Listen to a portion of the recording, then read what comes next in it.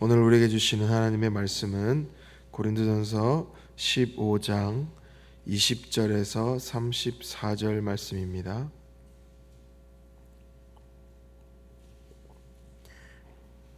고린도전서 15장 20절에서 34절 말씀, 신약 성경 282쪽에 있습니다.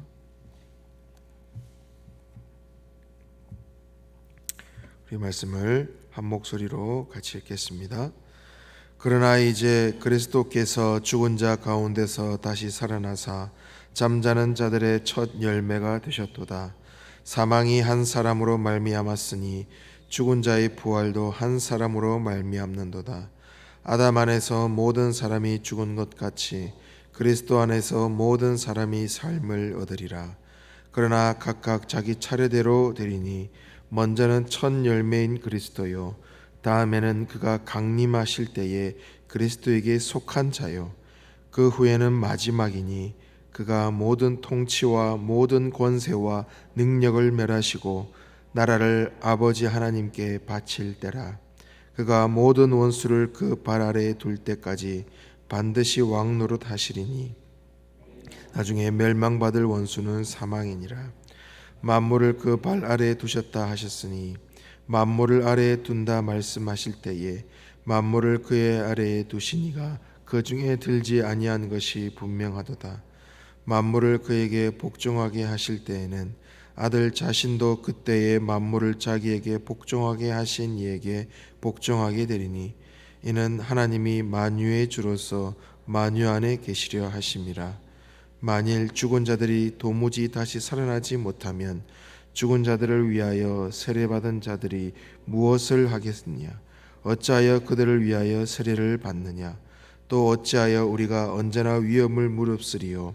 형제들아, 내가 그리스도 예수 우리 주 안에서 가진 바 너희에게 대한 나의 자랑을 두고 단언하노니 나는 날마다 죽노라. 내가 사람의 방법으로 에베소에서 맹수와 더불어 싸웠다면 내게 무슨 유익이 있으리요? 죽은 자가 다시 살아나지 못한다면 내일 죽을 터이니 먹고 마시자 하리라. 속지 말라. 악한 동무들은 선한 행실을 더럽히나니 깨어 의를 행하고 죄를 짓지 말라.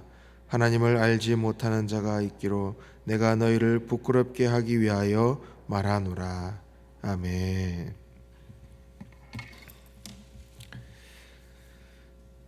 사람이 가장 두려워하는 것은 무엇일까요?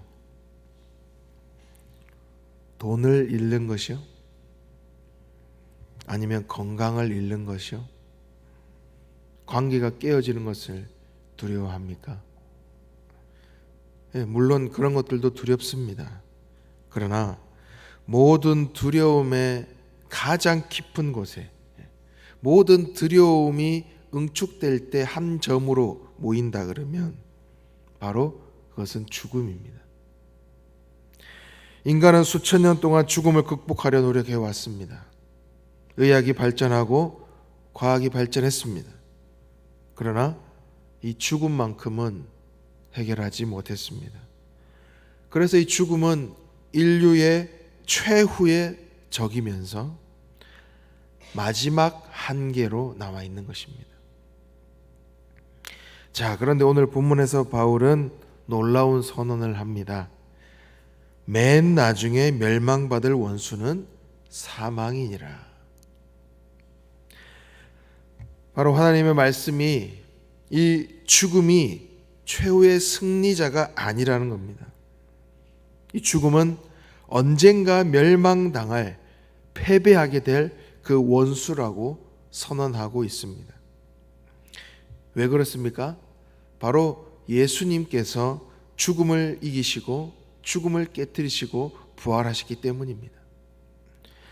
바로 예수님의 부활은 그 이 죽음의 질서를 깨뜨리고 하나님 나라의 생명의 질서를 시작하신 위대한 사건인 겁니다.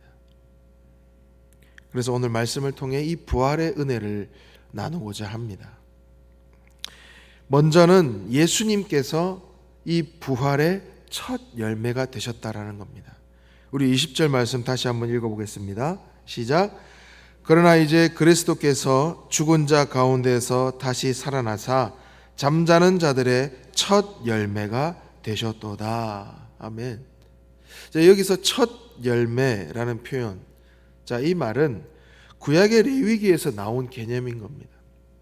그러니까 이스라엘 백성들이 추수를 시작할 때 가장 먼저 거둔 곡식을 하나님께 드렸습니다. 이 첫 단, 그러니까 첫 열매를 하나님께 드렸다라는 것은 단순한 곡식을 뛰어넘어서 신앙의 고백인 겁니다. 하나님께서 이 모든 추수의 주인이 되십니다. 그래서 이후에 이 추수의 모든 과정 하나님께 다 맡겨드립니다. 하나님께서 순적하게 이루어질 것을 믿습니다라는 그 믿음의 고백으로 첫 열매를 드린 겁니다. 그러니까 첫 열매가 있다는 것은 그 뒤를 따라올 열매가 있다는 거죠. 그러니까 예수님의 부활이 바로 이와 같다는 겁니다. 예수님께서 부활하신 그 첫 열매가 되심으로 이제 그 뒤를 이을, 예수님의 뒤를 이어서 부활할 모든 성도들의 첫 열매가 되셨다는 거죠. 그러니까 예수님의 부활로 말미암아 예수님의 그 무덤이 이제 비어 있지 않습니까? 그러므로 말미암아서 우리의 죽고 나서의 그 무덤도, 우리의 무덤도 영원히 우리가 거할 집이 아니라 우리도 예수님의 그 부활을 따라서 부활하게 되고 우리의 무덤도 비어 있게 될 것이라는 겁니다. 21절을 읽어보십시다.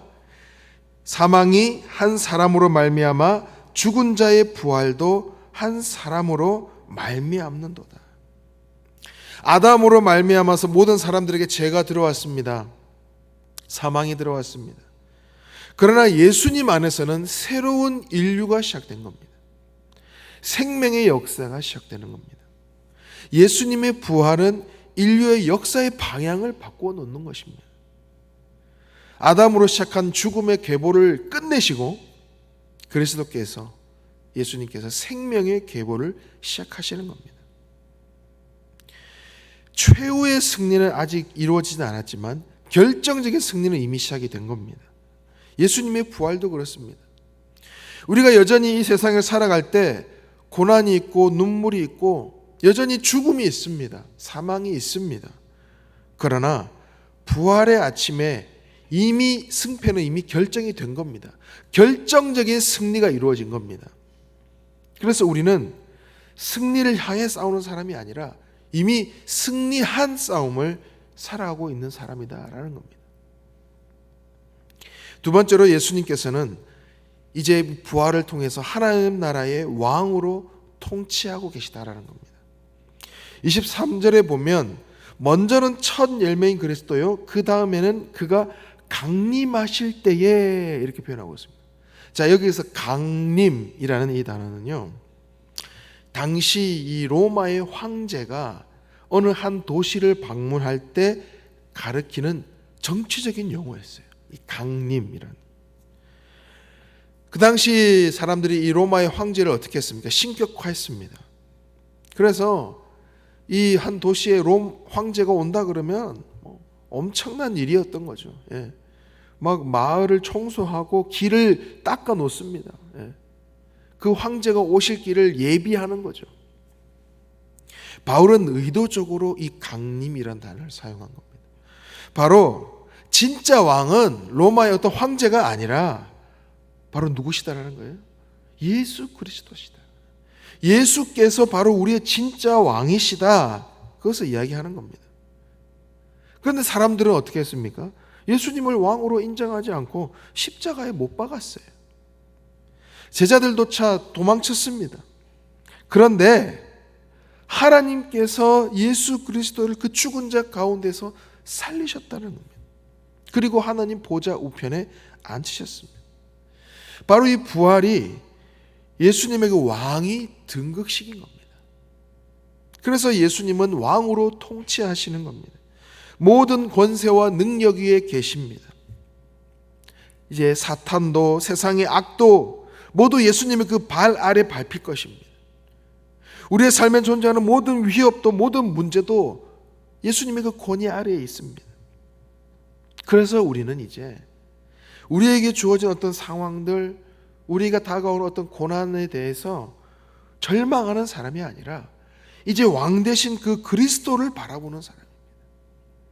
우리를 통치하시고 다스리신 그 주님, 모든 상황까지도 역전시키실 그 주님. 우리는 때로는 악이 이렇게 흥왕한 이 시대 속에 살아가면서 악이 승리하는 것처럼 보일 때도 있습니다. 믿음으로 살다 보면 손해를 보는 것처럼 생각될 때도 있습니다. 그러나 우리가 믿어야 할 분명한 한 가지, 바로 부활하신 주님께서 여전히 이 세상 만물을 통치하고 계시다라는 믿음입니다. 그리고 재림의 날에 모든 원수를 이제 완전히 굴복시키실 것입니다. 우리가 그것을 믿고 나아가야 되는 것입니다. 그리고 결국에는 마지막 원수 죽음이 멸망당할 것입니다. 26절에 이렇게 고백하죠. 맨 나중에 멸망받을 원수는 사망이니라. 앞서 말씀드린 대로 인간이 가장 두려워하는 것은 죽음입니다. 죽음 앞에서 모든 것이 무력합니다. 돈도 권력도 명예도. 그러나 예수님은 그 죽음을 이기셨습니다. 죽음을 통과하셨고 죽음을 정복하셨습니다. 그러기에 우리에게도 너무나도 감사한 것은 죽음이 끝이 아니다라는 겁니다. 성도의 죽음은 영원한 생명으로 들어가는 문이 되는 것입니다. 그러기에 초대교회의 성도들은 순교를 두려워하지 않았어요. 그들은 죽음이 마지막이라고 생각하지 않았습니다. 바로 부활 신앙이 있었기 때문에, 부활을 믿기 때문에 그랬습니다. 오늘날 우리도 누군가가 소천했을 때 그 죽음 앞에서 슬퍼할 수는 있지만 절망하지 않을 수 있는 이유도 여기 있는 겁니다. 슬퍼할 수 있죠, 당연히. 슬퍼해야 합니다. 그러나 절망하지 않을 수 있는 이유, 바로 부활 신앙이 있기 때문입니다. 예수님께서 부활하셨고 우리도 부활할 것이기 때문이죠. 결국 부활 신앙은 우리의 삶을 통째로 바꿔놓는 겁니다. 변화시키는 겁니다. 31절 말씀해 보십시오. 바울은 이렇게 고백합니다. 나는 날마다 죽노라. 나는 날마다 죽노라. 이 무슨 말일까요? 부활이 없다면 이 말은 너무나 어리석은 겁니다. 부활이 없다면 왜 내가 날마다 희생을 해야 됩니까? 부활이 없다면 왜 복음을 위해 고난을 받습니까? 왜 손해를 감수합니까? 만약 죽음으로 모든 것이 그냥 끝나버린다면 이 세상 방식으로 살아가는 것이 더욱 합리적인 겁니다. 그런데 바울은 32절에 고백하죠. 부활이 없다면 내일 죽을 것이니 먹고 마시자. 이렇게 얘기할 거다라는 겁니다. 그러니까 부활이 없다 그러면 희생하고 헌신하고 고난받고 손해를 감수하는 것 아무 소용이 없겠죠. 그러나 부활이 있기 때문에 그 삶의 소망이 있는 겁니다. 그러니까 에피쿠로스 학파의 쾌락주의를 이야기를 하는 겁니다. 그 당시 그 에피쿠로스 학파는 부활이 없기 때문에 먹고 마시자는 거예요. 내일이 없으니까 그냥 내일 죽을 거니까, 그러니까 곧 죽을 거니까 이제 우리는 즐기자, 그냥 쾌락주의로 살자라는 겁니다. 근데 그것을 조심해야 된다는 겁니다. 그러지 않다라는 겁니다. 그런데 요즘 시대를 한번 보십시오. 요즘 세상을 보십시오. 그 이야기를 하고 있지 않습니까? 인생을 즐기자고, 지금 즐기라고, 네 행복이 가장 중요하다고 그렇게 이야기하고 있습니다. 이런 가치관이 세상을 지배하고 있어요. 그러나 부활을 믿는 사람은 다르게 살아야 되는 거예요. 왜냐하면 오늘 우리가 살아가는 이 한순간이, 오늘 우리가 살아가는 우리의 삶이 영혼과 연결되어 있기 때문이에요. 오늘 드리는 예배가 영혼과 연결되어 있고, 오늘 우리가 흘리는 눈물이 영혼과 연결됩니다. 오늘 우리가 살아가는 순종이 연결되어 있습니다. 오늘 우리의 헌신이 영혼과 연결되는 것입니다. 그래서 성도는 지금 당장 내 눈앞의 이익보다 영원을 생각하며 살아야 되는 거예요.